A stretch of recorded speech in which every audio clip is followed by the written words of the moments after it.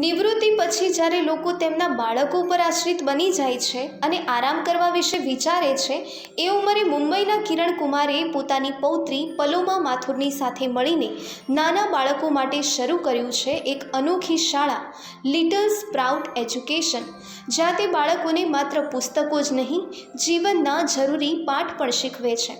30 વર્ષ સુધી એક સ્કૂલ ટીચર રહી કિરણને નાના બાળકોને ભણાવવું અને તેમના જીવનને સુધારવામાં જ અસલી સુખ મળે છે. તેથી નિવૃત્ત થયા પછી 73 વર્ષની ઉંમરે પણ તેમણે આરામ કરવાને બદલે પોતાના પેશન અને ખુશીને મહત્ત્વ આપ્યું. વિવિધ એક્ટિવિટીઝ, ગેમ્સ, વર્કશોપ્સ અને પોતાના અનુભવો પરથી આજે તે નવી પેઢીને મહત્ત્વપૂર્ણ લાઈફ લેસન્સ શીખવી રહી છે, જેથી તેઓ જીવનમાં સફળ થવાની સાથે સાથે સારી વ્યક્તિ પણ બની શકે છે.